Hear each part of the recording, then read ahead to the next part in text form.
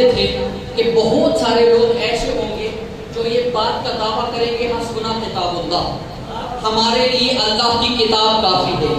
رسول نے اہل بیت کی قید لگا کر بتایا کہ تمہارے لیے کبھی بھی قرآن کافی نہیں ہے، اس لیے کہ قرآن کی تفسیر ہر انسان اپنے لحاظ سے کرتا ہے. لہٰذا رسول نے جاتے ہوئے اہل بیت کی قید لگائی اور کہا دنیا والوں یاد رکھنا، اگر تمہیں اہل بیت کو سمجھنا ہے تو تمہیں دروازے قرآن پر آنا ہوگا، اور اگر قرآن کو سمجھنا ہے تو تمہیں دروازے اہل بیت پر آنا ہوگا. میں بڑی آسان سی مثال سے آگے بڑھوں گا اور وضاحت کروں گا اس بات کی. دیکھیے، اللہ کرے خدا آپ کو لے جائے امیر المومنین کے دربار پر، خدا انشاءاللہ آپ کو اسی سال امیر کائنات کے روزے کی زیارت کروائے. جب آپ امیر کائنات کے روزے پر جائیں گے تو آپ ایک زیارت نامہ پڑھتے ہیں. اس زیارت نامے میں جب امام حسین علیہ السلام کا ذکر آتا ہے تو ایک جملہ ہے، جملہ بڑا پیارا ہے، ذرا توجہ کے ساتھ سنیں گے تو ایک بڑا خوبصورت میسج آپ تک جائے گا. وہ جملہ کیا ہے؟ السلام علیکم وعلی امک و ابیک. مولا حسین آپ پر ہمارا سلام، آپ کی والدہ پر ہمارا سلام اور آپ کے بھائی پر ہمارا سلام. اگلا جملہ السلام علیکم وعلی الائمۃ من ذریتک. مولا آپ پر ہمارا سلام اور آپ کی ذریت میں آنے والے ائمہ پر ہمارا سلام. اگلا جملہ بہت خوبصورت، اشہد لقد طیب اللہ بک التراب. مولا میں گواہی دیتا ہوں آپ کے ذریعے سے خاک خاک شفا ہو گئی. زیارت امیر المومنین کے جملے، اشہد لقد طیب اللہ بک التراب. مولا میں گواہی دیتا ہوں آپ کے ذریعے سے خاک خاک شفا ہوئی. اور پھر کیا کہا؟ فَأَوْضَحَ بِكَ الْكِتَابِ. میں گواہی دیتا ہوں آپ کے ذریعے سے قرآن کی وضاحت کی گئی. میں کچھ پیغام دینا چاہتا ہوں. فَأَوْضَحَ بِكَ الْكِتَابِ. آپ کے ذریعے سے قرآن کی وضاحت کی گئی. اچھا میرا سوال ہے، قرآن کی ڈیفینیشن کیا ہے؟ لغوی اعتبار سے دیکھیے، قرآن کی ڈیفینیشن ہے القرآن نور. قرآن نور ہے. دوسری ڈیفینیشن القرآن ہدایہ. قرآن ہدایت ہے. قرآن نور، قرآن ہدایت. اب مجھے آپ سے پوچھنا ہے، جو خود نور ہو اور جو خود ہدایت ہو اسے ہدایت اور وضاحت کی ضرورت نہیں ہوتی؟ جو خود نور ہو اور جو خود ہدایت ہو اسے ہدایت اور وضاحت کی ضرورت نہیں ہوتی. پھر اس جملے کا مطلب کیا ہے کہ مولا آپ کے ذریعے سے قرآن کی وضاحت کی گئی. مطلب یہ ہے کہ قرآن بھی نور ہے، حسین بھی نور ہے. اب اٹھائیے گا، قرآن بھی نور ہے، حسین بھی نور ہے. قرآن بھی ہدایت ہے، حسین بھی ہدایت ہے، مگر دونوں میں فرق ہے. اور فرق یہ ہے، قرآن جو بتاتا رہا حسین وہ دکھاتا رہا. قرآن جو بتاتا رہا حسین وہ دکھاتا رہا. کیا مطلب؟ مطلب یہ ہے قرآن نے کہا خدا ہے، امام نے نرغہ اعلیٰ میں خدا کی ثنا کر کے بتایا خدا ہے. قرآن نے بتایا دین حق ہے، امام نے اپنا سب کچھ قربان کر کے بتایا جس پر حسین بھی قربان ہو جائے وہ حق ہوتا ہے. قرآن نے بتایا نماز حق ہے، امام نے خنجر کے تلے سجدہ ادا کر کے بتایا نماز حق ہے. قرآن نے بتایا شریعت حق ہے، امام نے سب کچھ قربان کر کے شریعت کو بچایا اور بتایا شریعت حق ہے. قرآن نے کہا وَلَا تَحْسَبَنَّ الَّذِينَ قُتِلُوا فِي سَبِيلِ اللَّهِ أَمْوَاتًا بَلْ أَحْيَاءٌ عِندَ رَبِّهِمْ يُرْزَقُونَ. قرآن یہ کہتا رہا شہید زندہ ہوتا ہے. اب دنیا پریشان تھی شہید کیسے زندہ ہے؟ امام نے نو کے سینہ پہ قرآن پڑھ کے بتایا شہید ایسے زندہ.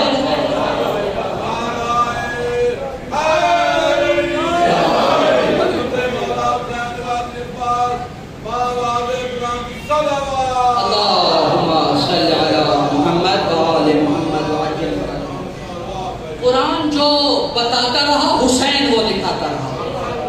قرآن نے کہا دین حق، امام نے سب کچھ قربان کر کے بتایا. آپ نے جملے پہ غور نہیں کیا. قرآن نے کہا دین حق، امام نے سب کچھ قربان کر کے بتایا جس پر حسین بھی قربان ہو جائے وہ حق ہوگا. قرآن نے بتایا شریعت حق ہے، امام نے سب کچھ قربان کر کے بتایا شریعت حق ہے. قرآن نے بتایا سجدہ حق ہے، امام نے خنجر تلے سجدہ ادا کر کے بتایا سجدہ. اچھا میرا آپ سے سوال ہے، پڑھے لکھے اب آپ تشریف فرما دیں. یہ جو انسان کلام کرتا ہے، انسان جو تکلم کرتا ہے، کیا یہ فقط زبان کا کمال ہے؟ جواب دیجیے. کیا یہ انسان جو کلام کرتا ہے کیا یہ فقط زبان کا کلام ہے؟ نہیں، زبان کا کلام نہیں۔ اصل پروسیجر کو سمجھیے، انسان جب کلام کرنے کا ارادہ کرتا ہے تو یہ جو آپ کے جسم میں موجود پھیپھڑے ہیں ان میں سے گیس مالیکیولز کی شکل میں منہ تک آتی ہے اور پھر انسان کے ارادے کے مطابق منہ کے اندر مخصوص جگہوں پر ٹکراتی ہے تو آواز پیدا ہوتی ہے۔ یہ مالیکیولز یہاں سے نکلتے ہیں، منہ کے اندر آئے، مختلف جگہوں پہ ٹکرائے، ارادے کے مطابق آواز نکلی۔ اب مجھے جملہ کہنے دیجئے قرآن اور حسین کے حوالے سے۔ امام حسین علیہ السلام کا سر قرآن کی تلاوت کر رہا تھا نوکے نیزہ پر، دھڑ موجود تھا کربلا میں۔ امام کا سر تلاوت کر رہا تھا شام میں، دھڑ موجود تھا کربلا میں۔ امام نے نوکے سینہ پہ قرآن کی تلاوت کر کے بتایا وہ اور ہوں گے جنہیں قرآن کی تلاوت کے لیے جسموں کی ضرورت ہے۔ وہ اور ہوں گے، سر اٹھائیے گا، امام نے بتایا وہ اور ہوں گے جنہیں قرآن کی تلاوت کے لیے جسموں کی ضرورت ہے۔ ہمیں قرآن کی تلاوت کے لیے جسموں کی ضرورت نہیں ہے۔ امام نوکے سینہ پر بھی اپنے نانا کی حدیث کو ثابت کر رہے تھے۔ امام نے نوکے سینہ پہ قرآن کی تلاوت کر کے بتایا دنیا والوں یاد رکھنا، تم ہماری گردنوں کو ہمارے جسموں سے جدا تو کر سکتے ہو مگر کبھی ہمیں قرآن سے جدا نہیں کر سکتے۔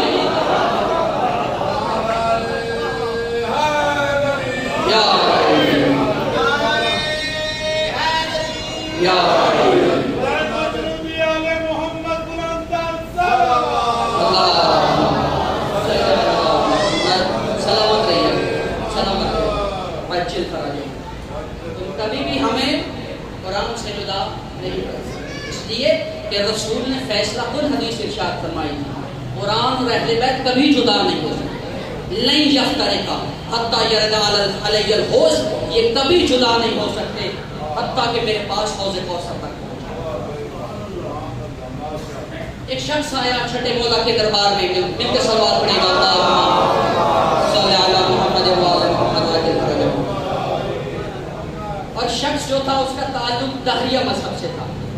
اب بھائیوں کے لیے اس کرتا ہوں، دہریہ مذہب وہ ہے جو کسی مذہب کو نہیں مانتا۔ وہ مسلمانوں کے دربار میں آیا، خلیفہ اپنی مسجد پر موجود تھا۔ اب میں قرآن و اہل بیت کے حوالے سے بڑا خوبصورت پیغام دینا چاہتا ہوں۔ خلیفہ اپنی مسجد پر موجود تھا۔ اس نے آ کر کہا کہ میرا ایک سوال ہے۔ اس نے کہا سوال کیا ہے؟ اس نے کہا قرآن میں اللہ نے کہا ہے، توجہ فرما رہے ہیں نا، قرآن میں اللہ نے کہا ہے بسم اللہ الرحمن الرحیم افلا یتدبرون القرآن لوجدوا فیہ اختلافا افلا یتدبرون القرآن ولو کان من عند غیر اللہ لوجدوا فیہ اختلافا کثیرا۔ کتاب دہریہ کہتا ہے قرآن میں اللہ نے کیا کہا کہ کیا تم قرآن میں غور نہیں کرتے؟ اگر یہ قرآن اللہ کے علاوہ، توجہ فرمائیے گا، اگر یہ قرآن اللہ کے علاوہ کسی اور کی طرف سے ہوتا تو تم اس میں اختلاف کثیر پاتے۔ اگر یہ قرآن اللہ کے علاوہ کسی اور کی طرف سے ہوتا تو تم اس سے اختلاف کثیر پاتے۔ اچھا یہاں پر لوگ ایک جملہ کہہ دیجیے کہ قرآن کی اس آیت نے ایک بات واضح کر دی ہے کہ جو بھی اللہ کی طرف سے ہوگا اس میں اختلاف نہیں ہوگا، جو بھی اللہ کی طرف سے ہوگا اس میں اختلاف نہیں ہوگا۔ چاہیے دنیا کے مکاتب مسالک کو دیکھیے، ان کے جتنے امام ہیں اتنے ہی فرقے، جتنے فرقے ہیں اتنے ہی امام، ان کے جتنے امام اتنے ہی نماز پڑھنے کے طریقے، ان کے جتنے امام اتنے ہی مصلی۔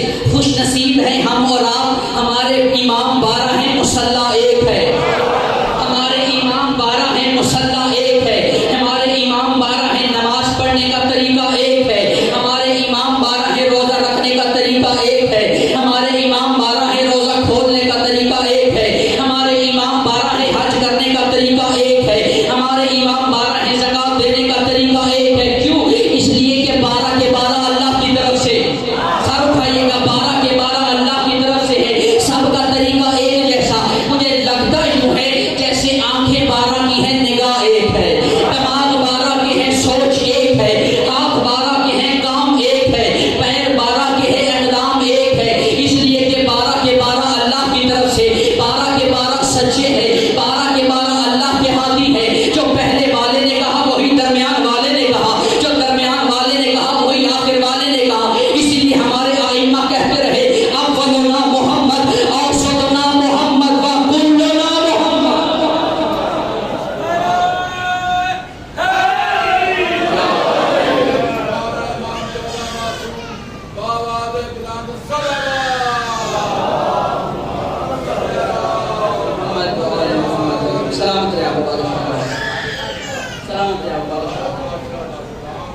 جو پہلے والے نے کہا وہی درمیان والے نے کہا، جو درمیان والے نے کہا وہی آخر والے نے کہا. کیوں قریب رکھتے ہیں ہم؟ اس لیے کہ جو اللہ کی طرف سے ہوں گے ان میں اختلاف نہیں پائے. اب آئیے دوبارہ سے اپنے منہ کہنے لگا اللہ نے قرآن میں کہا فلا یتدبرون القرآن، توجہ فرما رہے ہیں، واقعہ ذہن میں ہے فلا یتدبرون القرآن ولو کان من عند غیر اللہ لوجدوا فیہ اختلافا کثیرا. کیا تم قرآن میں غور نہیں کرتے؟ اگر یہ اللہ کے علاوہ کسی اور کی طرف سے ہوتا تم اس میں اختلاف کثیر پاتے. دربار میں جو علماء موجود تھے انہوں نے کہا یہ قرآن میں موجود آیت ہے، تمہیں اس سے اختلاف کیا ہے؟ کہنے لگا میں نے قرآن میں اختلاف ڈھونڈا ہے، میں نے قرآن میں اختلاف ڈھونڈا ہے. پوچھا گیا کون سے اختلاف ہے؟ کہنے لگا قرآن کی آیت میں اللہ تعالیٰ ارشاد فرما رہے ہیں بسم اللہ الرحمن الرحیم هو الذی انزل علیک الکتاب منہ آیات محکمات ہن ام الکتاب واخر متشابہات. اللہ نے قرآن کی شکل میں ایک کتاب نازل کی ہے جس کی کچھ آیات محکم ہیں، کچھ آیات متشابہ ہیں. میں تھوڑی سی ڈیفینیشن کرتا ہوں. محکم آیت کسے کہتے ہیں اور متشابہ آیت کسے کہتے ہیں؟ بزرگان جانتے ہیں، بھائیوں کے لیے عرض کر رہا ہوں. محکم آیت وہ ہے جو سب کے ساتھ آسانی میں سمجھ آ رہی ہے، جیسے بھی حالات جیسے بھی پیرامیٹرز ہوں سب چیزوں کے ساتھ آسانی سے سمجھ میں آ جاتی ہے. متشابہ آیت اس کو کہا جاتا ہے جو آسانی سے سمجھ میں نہیں آتی، جس کے کئی پہلو ہوتے ہیں. تو اس نے کہا اللہ نے قرآن کی ایک آیت میں کہا کہ اس قرآن کی کچھ آیات محکم ہیں، کچھ آیات متشابہ ہیں. اس نے دوسری آیت پڑھی بسم اللہ الرحمن الرحیم الف لام را کتاب احکمت آیاتہ ثم فصلت من لدن حکیم خبیر. قرآن وہ کتاب ہے جس کی ساری آیات محکم ہے، جس کی ساری آیات محکم ہے. اب تیسری آیت پڑھی، اس نے کیا پڑھا بسم اللہ الرحمن الرحیم اللہ نزل احسن الحدیث کتاب متشابہ مثانی. اللہ نے ایک ایسی کتاب نازل کی ہے جس کی ساری آیات متشابہ ہیں، جس کی ساری. اب قرآن ہے، پڑھیے قرآن، پڑھیے قرآن، آیات موجود ہیں. ایک آیت میں اللہ کہہ رہا ہے اس قرآن کی کچھ آیات محکم کچھ متشابہ. دوسری آیت میں کہا اس کی ساری آیات محکم ہے. تیسری آیت میں کہا اس کی ساری آیات متشابہ ہیں. اس نے کہا یہ قرآن میں اختلاف موجود ہے، مجھے اس کا جواب چاہیے، یا جواب دو یا مانو تمہارا قرآن باطل ہے، یا مانو تمہارا قرآن باطل ہے. اب سارے علماء خاموش ہو گئے، سب علماء خاموش ہو گئے. اب جواب نہ دے سکے، اور جواب بھی کیسے دیتے؟ میں کہا کرتا ہوں جو باب مدینہ العلم سے دور ہو وہ کبھی بھی علم کا جواب نہیں دے سکتا، کبھی بھی علم کا جواب نہیں دے سکتا. انہوں نے کہا ہمیں وقت چاہیے. اچھا چلو وقت دے لو. وقت لیا، آدھے گھنٹے کے بعد جب واپس آئے تو جواب کیا تھا سنیے گا. کہنے لگے ہمارا جواب یہ ہے کہ اس نے قرآن میں اختلاف کو ڈھونڈا ہے، اس کا سر قلم کر دیا جائے. توجہ فرمائیے گا، اس نے قرآن میں اختلاف ڈھونڈا ہے، اس کا سر قلم کر دیا جائے. دہریہ بڑا ہی انٹیلیجنٹ تھا. اس نے کہا دیکھو تم میرا سر تو قلم کر دو گے، لیکن تاریخ میں لکھا جائے گا مسلمانوں کے دربار میں ایک دہریہ آیا تھا، مسلمان اس کا جواب نہیں دے سکے، بدلے میں اس کا سر قلم کر دیا. میں کہا کرتا ہوں یہ پرانے لوگوں کی عادت ہے، جب دلیل کا جواب دلیل سے نہ دیا جائے تو گردنوں کو اتارا جاتا ہے. آج بھی یہ موجود ہے، یہ روایت آج بھی موجود ہے، جب علم کا جواب نہ دیا جائے تو گردنوں کو اتارا جاتا ہے. تو کہنے لگے اس کا سر قلم کرو. داڑھی نے کہا سر قلم کر دو گے تاریخ میں لکھا جائے گا مسلمان داڑھی کا جواب نہیں دے سکے، تمہارا اسلام بدنام ہوگا. اب یہاں پر بھی خاموش ہو گئے. اس دربار میں کوئی علی کا چاہنے والا موجود تھا. اس نے کہا آؤ میں تمہیں اس دروازے پہ لے چلتا ہوں جس گھر میں قرآن اترا ہے، جس گھر میں قرآن اترا ہے. وہ لے آیا چھٹے مولا کے دروازے پر. مولا کے دروازے پر تک الباب کیا. مولا باہر آئے. کہا کیا ماجرا ہے؟ کہا مولا کچھ سوالات ہیں. مولا نے فرمایا سوال تم کرو گے یا میں بتاؤں؟ سوال تم کرو گے یا میں تمہیں بتاؤں؟ مولا آپ سوال جانتے ہیں تو جواب بتائیے. مولا نے کہا دیکھو تم نے یہ کہا ہے کہ کچھ آیات محکم کچھ متشابہ، پھر ایک آیت میں کہا کہ ساری کی ساری محکم، پھر ایک آیت میں کہا ساری کی ساری متشابہ ہے. یاد رکھنا یہ اختلاف قرآن میں نہیں، یہ اختلاف بندوں میں ہے. یہ اختلاف قرآن میں نہیں، یہ اختلاف بندوں میں ہے. امام نے فرمایا اللہ نے جب کہا کہ اس قرآن کی کچھ آیات محکم ہیں کچھ متشابہ ہیں، یہ ان لوگوں کے بارے میں کہا ہے جو ہمارے ماننے والے ہیں، ان کو قرآن کی کچھ آیات سمجھ میں آ جاتی ہیں، جو سمجھ میں نہیں آتی وہ ہم سے پوچھ لیتے ہیں۔ وہ قرآن کی دوسری کیٹیگری، دوسری آیات کی کیٹیگری کہ جس میں اللہ نے کہا ہے یہ سارے کا سارا قرآن متشابہ ہے، یعنی کسی کی سمجھ میں نہیں آتا، یہ ان بندوں کے بارے میں ہے جو ہمارے دشمن ہیں، ہمارے دشمنوں کو قرآن سمجھ میں نہیں آتا۔ مولا یہ کون ہے جن کے لیے سارا قرآن محکم ہے؟ مولا نے فرمایا ہماری طرف دیکھو، ہم محمد والے محمد ہیں جنہیں سارے کا سارا قرآن سمجھ میں آتا ہے۔ تالیہ کہنے لگا مولا آپ کے سوال کے جوابات بڑے بہترین تھے، آپ نے سوالات بھی بتائے، آپ نے جوابات بھی بتائے، میں مطمئن ہو گیا۔ مجھے بس اتنا بتا دیجئے کہ اللہ نے متشابہ آیات کو بنایا ہی کیوں ہے؟ تو مولا نے فرمایا یاد رکھنا اللہ نے متشابہ آیات کو اس لیے بنایا ہے تاکہ دنیا کو اہل بیت کے دروازے پہ آنا پڑتا رہے۔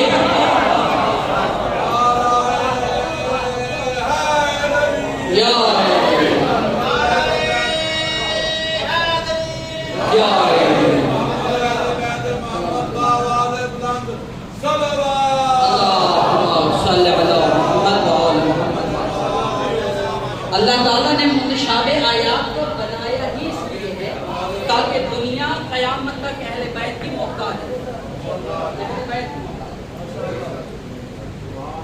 شاعر کہتا ہے، بڑا خوبصورت روایت ذہن میں آگے سماعت فرمائیں گے، شاعر کہتا ہے محکم کہیں کہیں متشابہ تیرا کلام، محکم کہیں کہیں متشابہ تیرا کلام، خدایا عجب یہ راز تم نے قرآن میں بھر دیا، اب تک مفسروں کا الجھنا دلیل ہے، دنیا کو اہل بیت کا محتاج کر دیا۔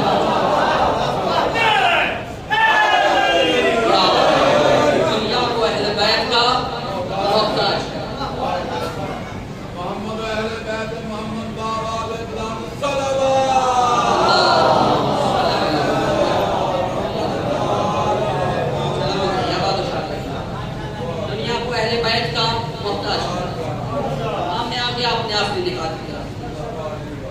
رسول نے کیا فرمایا؟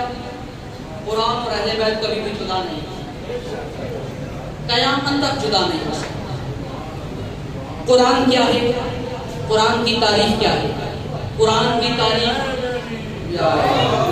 توجہ فرمائیے گا، قرآن کی تعریف کیا ہے؟ قرآن کی تعریف خالق قرآن قرآن میں ارشاد فرما رہے ہیں، بسم اللہ الرحمن الرحیم، ذالک الکتاب لا ریب فیہ، قرآن وہ کتاب ہے جس میں کوئی ریب نہیں ہے، قرآن وہ کتاب ہے جس میں کوئی عیب نہیں ہے، قرآن وہ کتاب ہے جس میں کوئی شک نہیں ہے۔ پھر مجھے ایک جملہ کہنے دیجئے کہ قرآن اگر لا ریب ہے تو اہل بیت کو بھی بے عیب ہونا چاہیے۔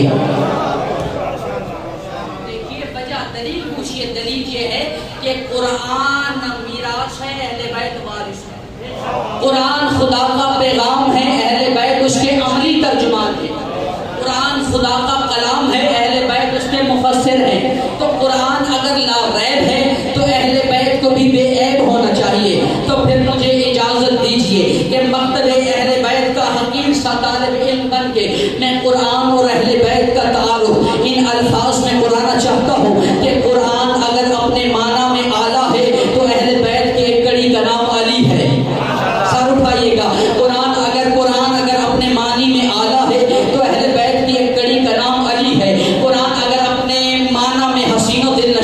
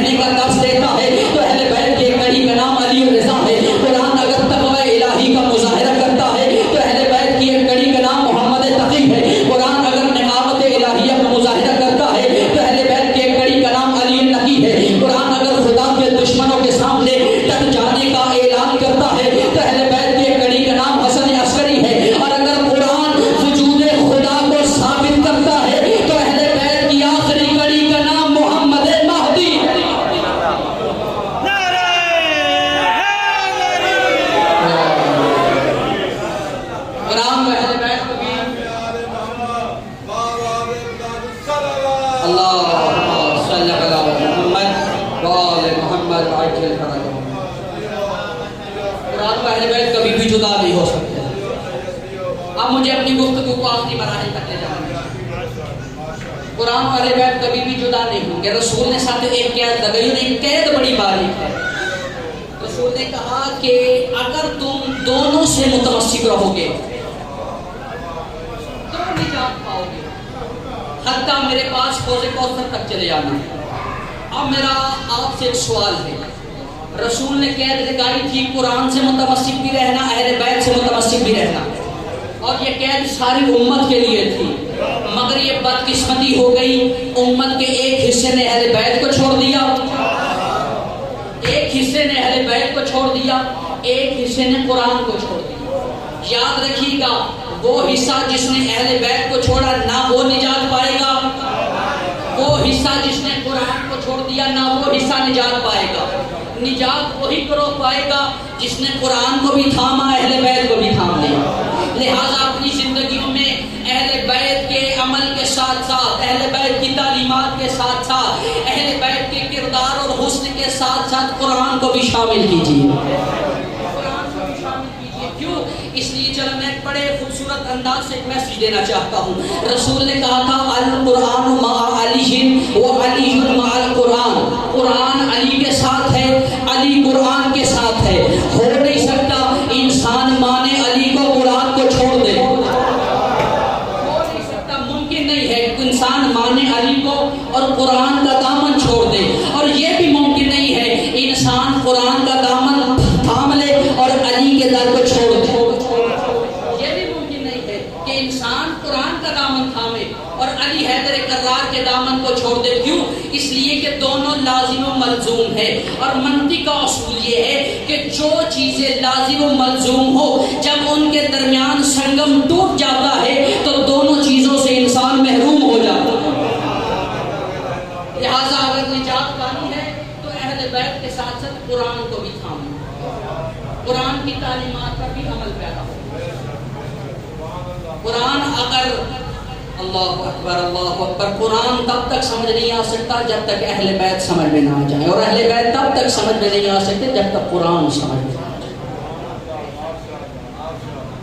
شاید یہ ہماری بھی بدقسمتی ہو گئی کہ ہم قرآن سے دور ہو گئے،